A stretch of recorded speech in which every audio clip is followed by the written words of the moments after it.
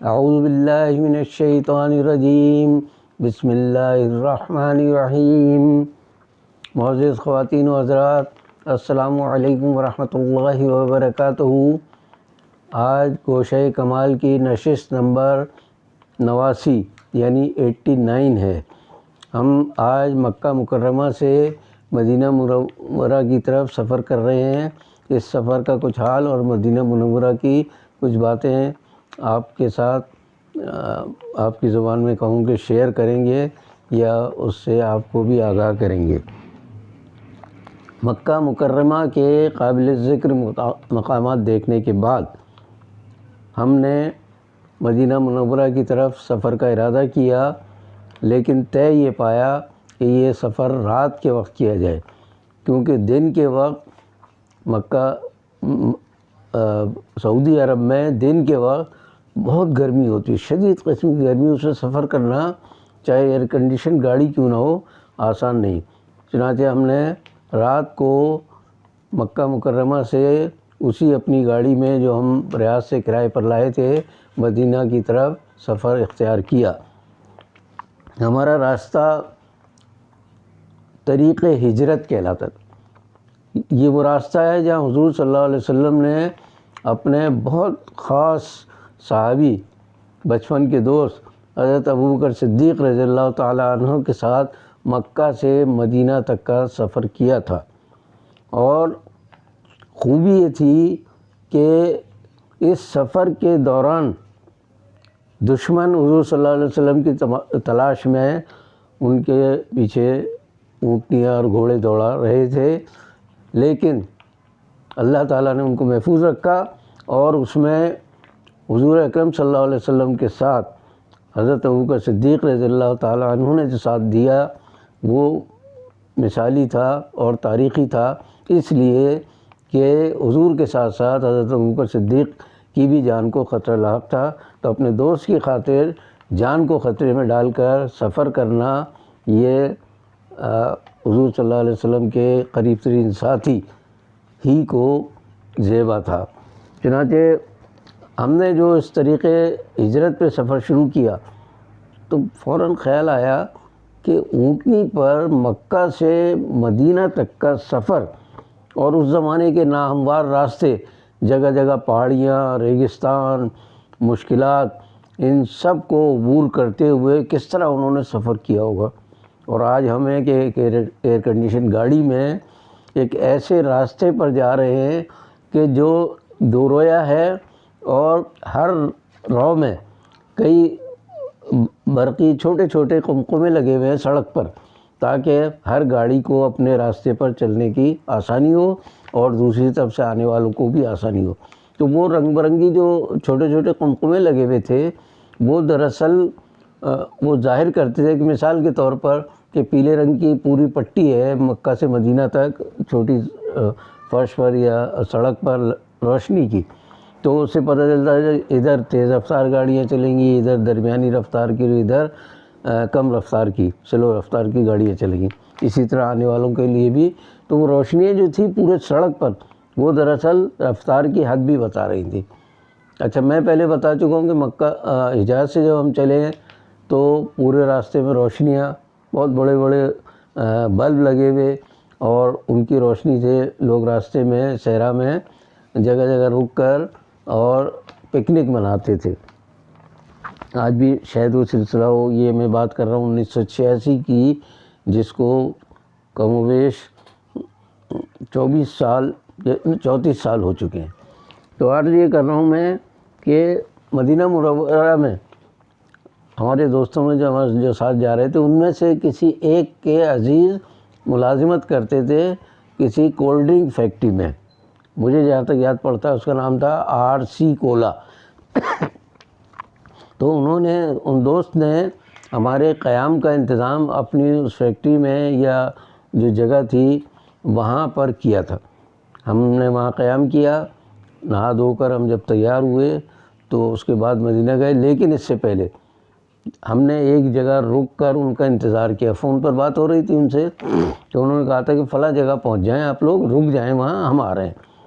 اب اس انتظار کے دوران جو کیفیت تھی مجھے اپنے ساتھیوں کا تو نہیں معلوم، لیکن میری کیفیت، دلی کیفیت کا اندازہ آپ نہیں کر سکتے، اور مجھ سے بھی زیادہ بہت لوگ خشوع کے ساتھ سفر کیا ہوگا انہوں نے، لیکن میرا مسئلہ یہ تھا کہ میں حیرت سے عمارتیں تک رہا ہوں، سڑکیں دیکھ رہا ہوں، میں کہہ رہا ہوں یا اللہ، حضور صلی اللہ علیہ وسلم کا وہ مقام، اور آج ہم جیسے گناہگار لوگ اس سرزمین پر قدم رکھ کر اب چلیں گے بھی، تو اس کا مطلب یہ ہوگا کہ یہ تو وہ جگہ ہے جہاں سر کے بر چل کے جانا چاہیے انسان کو۔ لیکن چونکہ حضور اکرم صلی اللہ علیہ وسلم کی امت سے جو رحمت للعالمین تھے، اور ان کی نظر میں تمام انسان برابر تھے، تو ذرا سا یہ خیال کر کے تھوڑے دل کو ڈھارس بندی، ورنہ آنکھوں سے تو آنسوؤں کی لڑی بندی ہوئی تھی، اور سوچ رہے تھے یا اللہ ہم کیا اور ہماری حیثیت کیا ہم مدینہ النبی میں حاضر ہیں۔ میں اس موقع پر ایک شاعر ہیں زیب غوری، ان کا ایک بہت خوبصورت شعر نعت کا میں پیش کرنا چاہتا ہوں۔ انہوں نے فرمایا اپنی کتاب میں ہے ان کا، پاک فضاؤں کو آلودہ مت کرنا، پاک فضاؤں کو آلودہ مت کرنا، ان گلیوں میں میرا چرچا مت کرنا۔ آپ دیکھیے کتنے احتیاط کے ساتھ اس شخص نے یہ نعت کا ایک شعر کہا ہے کہ اتنی پاک فضائیں ہیں، میرے ذکر سے بھی آلودہ ہو جائیں گی، اس لیے وہاں میرا ذکر بھی مت کرنا، چرچا نہیں کرنا میرا کہ بات پہ، کیونکہ میں اس قابل نہیں کہ میرا نام بھی لیا جائے ایسی مقدس جگہ پر۔ تو عرض یہ کر رہا تھا میں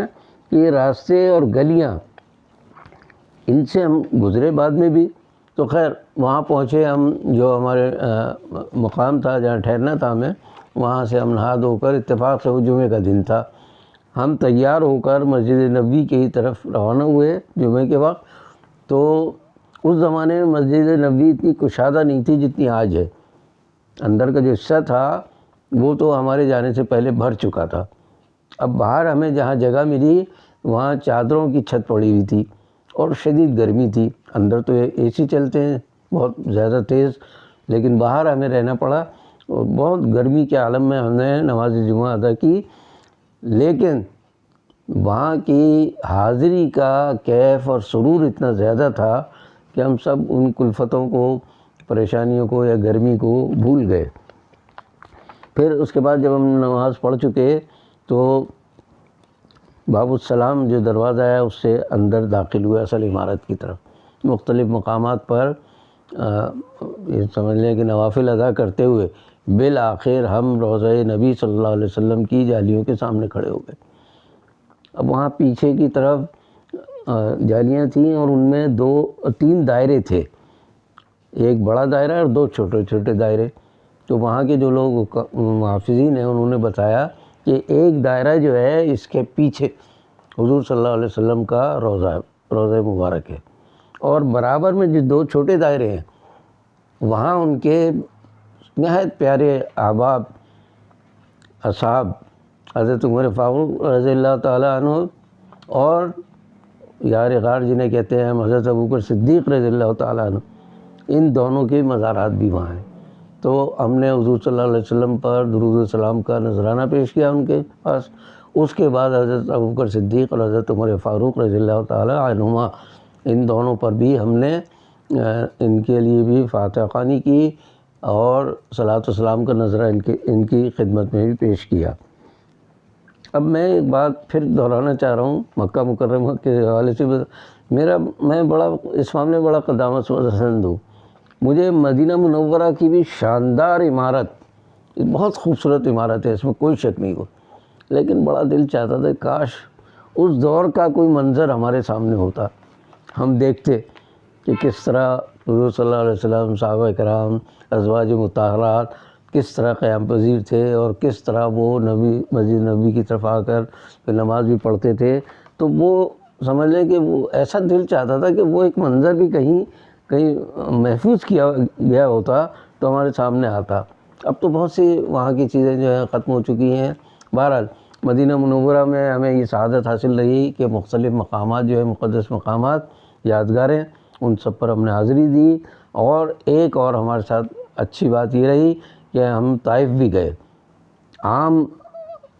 حاجی یا عازم حج یا عمرہ کرنے والا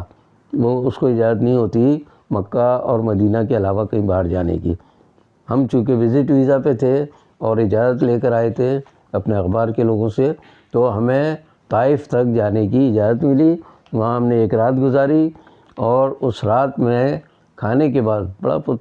سعودی عرب میں خوبی ہے کہ باہر کے جو مہمان آتے ہیں ان کے لیے بہت پرتکلف دعوت کرتے ہیں۔ تو خیر وہ دعوت کھانے کے بعد رات کو جب ہم بیٹھے تو شاعر چونکہ ہمارے درمیان کم تھے، اس لیے محفل مشاعرہ کی بجائے بیت بازی کا مقابلہ ہوا اور لوگ بہت لطف اندوز ہوئے۔ رات اس طرح ہم نے طائف کے علاقے میں بھی گزاری، جہاں حضور صلی اللہ علیہ وسلم تبلیغ کے لیے جب تشریف لے گئے تھے تو کافروں نے آپ کو لہو لہان کر دیا تھا۔ اور اس پر ایک واقعہ مجھے یاد آ گیا کہ فرشتوں نے کہا، جب حضور صلی اللہ علیہ وسلم کے نالین مبارک بھی خون سے بھر گئے، تو فرشتوں نے کہا کہ آپ کہیں تو یہ پہاڑ طائف کے پاس جو پہاڑ ہیں کہ ہم ان پر الٹ دیں کافروں پر۔ حضور صلی اللہ علیہ وسلم نے فرمایا کہ نہیں، ان میں سے آئندہ جو نسلیں ہوں گی وہ اسلام کی مبلغ ہوں گی۔ چنانچہ آج دیکھ لیں طائف پورا علاقہ جو ہے مسلمانوں کا ہے۔ اور مجھے بتایا گیا، میں پورے وثوق سے نہیں کہتا یہ بات، ایک بڑی سی چٹان دکھائی گئی کہ جی دیکھیں یہ چٹان ہے، اور اس کے نیچے یقین کریں 2-3 چھوٹے چھوٹے کنکر وہ اس کے نیچے، ایسا لگ رہا تھا کہ چٹان ان کنکروں پر ٹکی ہوئی ہے، ذرا سا کنکر ادھر ادھر اور پوری چٹان آن گرے۔ چنانچہ کہا ہی جاتا ہے کہ یہی چٹان تھی جس کو الٹنے کا فرشتوں نے حضور صلی اللہ علیہ وسلم سے اجازت طلب کی تھی، لیکن آپ نے فرمایا کہ نہیں، میں ایسا نہیں ہونے دوں گا۔ اب ایک بات آخر میں آتا ہوں، آج جو میں نے اخبارات پڑھے میرا بڑا دل دکھا ہے کہ ایک وہ کیفیت ہوتی ہے جو مدینہ منورہ پہنچتا ہے انسان، ایک کیفیت یہ ہوتی ہے کہ حضور صلی اللہ علیہ وسلم کا نام آتے ہی درود شریف جاری ہو جائے، اور یہ خیال آئے کہ کاش ان کو خوابی میں ہم دیکھ لیں، کاش ان کا معاشرہ ہم دیکھ چکے ہوتے۔ اب ہمیں خواب دکھایا جا رہا ہے اس وقت، 2.5 سال تو ہو گئے اس خواب کو دکھاتے ہوئے، کہ جی ہم پاکستان میں ویسا ہی مدینہ جیسا فلاحی معاشرہ قائم کریں گے۔ یہ مونگ اور مسور کی دال، فلاحی معاشرہ قائم کرنے کے لیے کہیں تو کوئی نظر آئے کچھ، آپ کی چال ڈھال، آپ کا لباس، آپ کا رہن سہن، آپ کی رات کی جو عادتیں ہیں، ان ساری عادتوں کے ساتھ کوئی اگر نام لے مدینہ جیسی فلاحی ریاست قائم کرنے کا اور اس طرف ایک قدم بھی نہ بڑھائے، تو سچی بات تو یہ ہے کہ یہ شرم سے ڈوب مرنے کا مقام ہے۔ ذرا بھی غیرت ایمانی ہو کسی میں تو وہ نام نہیں لے گا حضور صلی اللہ علیہ وسلم کا اس طرح کہ ہم ان جیسے بن جائیں یا ان جیسے ہو جائیں گے یا ان جیسا معاشرہ قائم کریں گے۔ اس کے لیے حوصلہ چاہیے، اپنے آپ کو اپنی ساری خراب عادتیں ترک کیے بغیر آپ تصور نہیں کر سکتے کہ آپ اس طرح کا معاشرہ قائم کر سکتے ہیں۔ ہمارے اپنے کرتوت ایسے ہیں کہ ہمیں تو ڈوب مرنا چاہیے کہیں جا کر، اور ہم دعویٰ کریں کہ حضور صلی اللہ علیہ وسلم جیسا معاشرہ قائم کریں گے، جبکہ اپنی 6 فٹ یا 5 فٹ کا جو ہمارا قد ہے، ہماری زندگی ہے، اس کو ہم بدلنے کے لیے تیار نہیں ہوتے، تو کہاں معاشرہ قائم کریں گے۔ تو اب میں تو سچی بات ہے، دوبارہ کہہ رہا ہوں یہ بات کہ حضور صلی اللہ علیہ وسلم کا ایسی حالت میں زبان پر نام لانا بھی ہماری غیرت ایمانی کے منافی ہے، ہم تو سوچ بھی نہیں سکتے۔ یعنی جو شخص اقتدار کے اور دنیاوی نشوں میں ڈوبا ہوا، سر تاپا، سر سے پیر تک، وہ کہے کہ میں حضور صلی اللہ علیہ وسلم جیسا بن کر اور معاشرہ قائم کروں گا۔ لعنت ہے ایسے جھوٹے دعووں پر اور باتوں پر کہ جن میں صرف جھوٹ، دھوکہ دہی، فریب،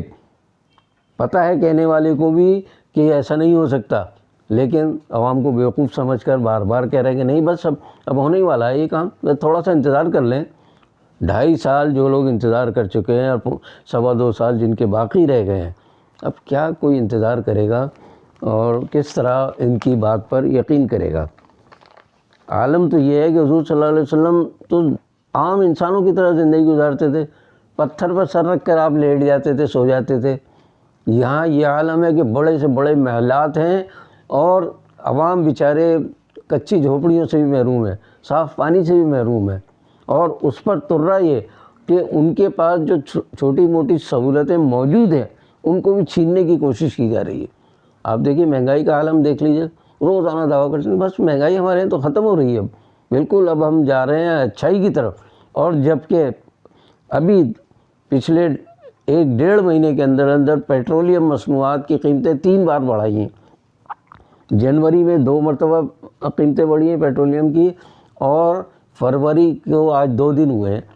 اور فروری میں بھی 1 بار بڑھ گئی ہے۔ تو مطلب ہے کہ مہینے سوا مہینے میں 3 بار قیمتیں بڑھی ہیں، اور آپ کہہ رہے ہیں مہنگائی کم ہو رہی ہے۔ میں بہت پہلے بار بار بتا چکا ہوں کہ پیٹرولیم مصنوعات جو ہوتی ہیں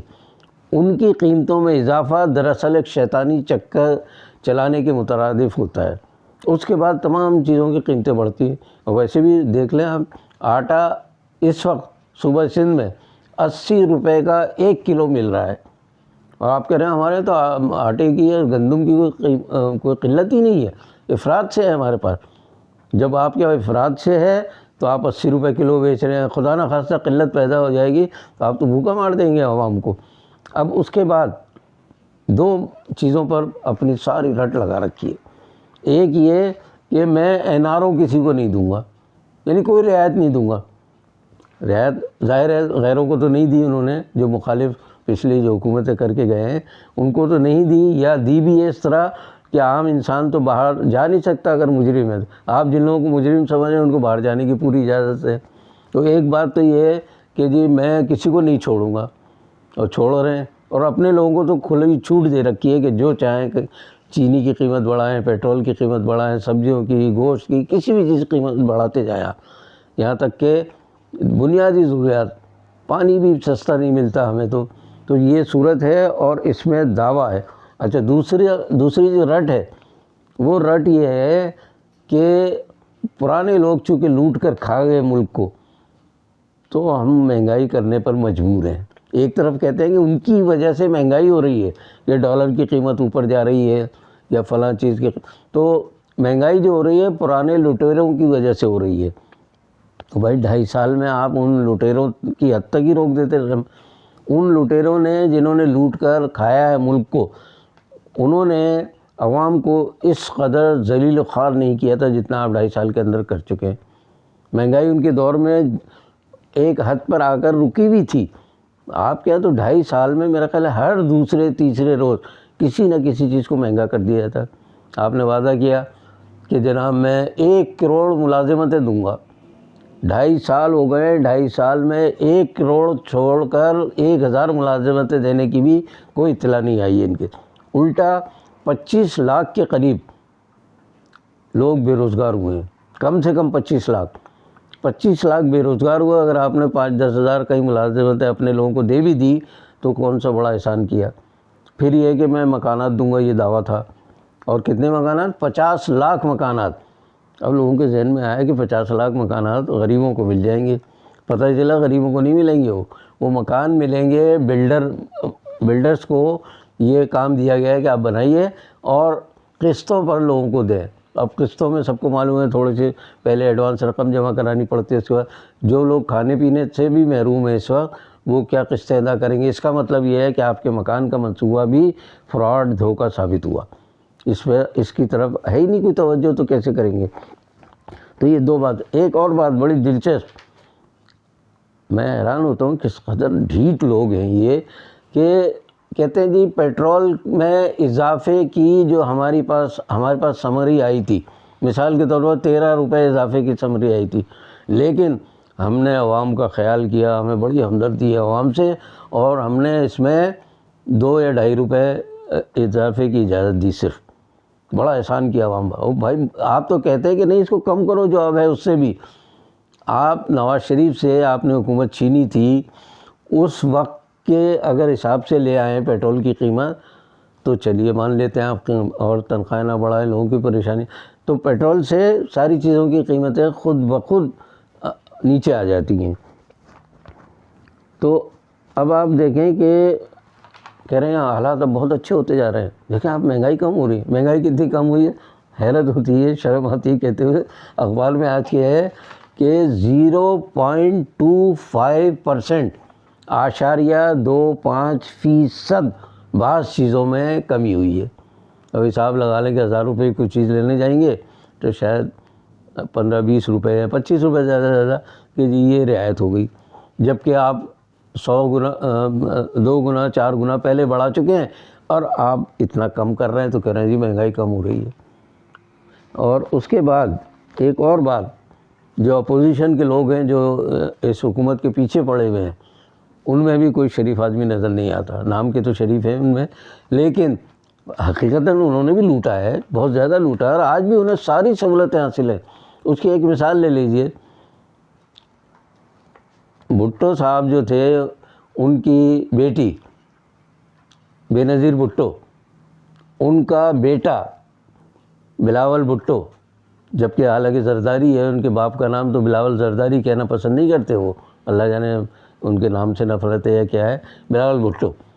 تو بلاول نے اپنی بہن کی شادی کا جو اہتمام کیا، بختاور کا، زرداری صاحب کی بیٹی ہے وہ، بلا مبالغہ کروڑوں روپے خرچ ہوئے لباس پر، طعام پر اور ساری محفلوں پر،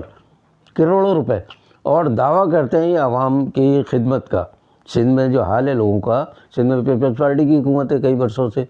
یہاں جو برا حال کیا ہوا ہے لوگوں نے، خود اپنے آبائی شہر لاڑکانہ کا، تو آپ اندازہ کر لیجئے کہ ان کو زیب دیتا ہے کہ کروڑوں روپے اپنی ایک بہن کی شادی پر خرچ کرتے ہیں۔ اچھا مزے کی بات اور ایک کہ جی شادی ہوگی تو چونکہ ہم مسلمان ہیں نا، تو پہلے ہم میلاد شریف کرائیں گے، شبی میلاد شریف، اس کے بعد پھر جو رقص سرود کی جو محفلیں جمی ہیں، ان میں حد ہے کہ غیر ملکوں سے ڈانسرز بلائے گئے، مرد اور عورتیں، ان کے بھنگڑے ہوئے، ناچ گانے ہوئے، جو باہر کے ڈانس ہوں گے اور کس کیفیت میں ہوں گے وہ اس کا میں ابھی ذکر نہیں کرتا، کیونکہ ظاہر ہے عالم سرور میں وہ جس طرح ناچے ہوں گے وہ بھی دیکھنے کا سین ہوگا جہاں تک عام آدمی نہیں پہنچ سکتا۔ تو بیرونی رقاص تک بلائے گئے تھے اس میں۔ تو اب یہ ملک کی جو پہلے سب سے بڑی پارٹی تھی، اب دوسری کہیں یا تیسری کہیں، پیپلز پارٹی، ان کے سربراہوں کا یہ حال ہے کہ اپنی ذات پر کروڑوں نہیں اربوں روپے خرچ کر دیتے ہیں، اور عوام کے لیے ان کی جیب سے ایک پیسہ نہیں نکلتا۔ دعوے کرتے ہیں ہم یہ بنا رہے ہیں، بنا کس سے رہیں؟ عوام کے پیسوں سے، یعنی سرکاری خزانے سے کچھ چیزیں بناتے ہیں، وہ بھی سرکاری خزانے کا میرا خیال ہے کہ 50 سے 60% تک تو ایسے ہی کھا جاتے ہیں، 30-40% جو خرچ کرتے ہوں گے اس میں بھی ناقص کارکردگی۔ تو مطلب سرکاری خزانے سے تو ہم کرنے کے لیے تیار ہیں، ہماری جیب جو ہے اس قابل نہیں ہے کہ ہم اس میں سے 1 روپیہ بھی نکالیں۔ کہیں ایک پروجیکٹ بتا دیجیے، کوئی ایک منصوبہ بتا دیجیے جو پیپلز پارٹی نے اپنے یعنی جماعتی خرچے سے کیا ہو، کہیں بھی نہیں ہے۔ بہرحال یہ بڑی تلخ باتیں ہیں، مدینہ منورہ کے ذکر کے ساتھ ان کا ذکر اچھا تو نہیں تھا، لیکن چونکہ دعویٰ کر رہے ہیں یہ کہ ہم مدینہ منورہ جیسی فلاحی ریاست بنائیں گے، تو مدینہ منورہ کے سفر کے ساتھ مجھے یہ تلخ باتیں بھی یاد آ گئیں، جس کا میں نے آپ کے سامنے ذکر کیا ہے۔ کسی کا اگر دل دکھا ہو تو معذرت چاہتا ہوں۔ آج کے لیے اتنا ہی کافی ہے۔ انشاءاللہ اگلی نشست میں اگلا سفر ہوگا، اور میں آپ سے ایک بار پھر درخواست کر رہا ہوں کہ اس پروگرام کو کسی طرح اگر آپ پسند کرتے ہیں تو آگے بڑھانے کے لیے اسے سبسکرائب کریں، شیئر کریں، لائک کریں۔ باقی بشرط زندگی باقی۔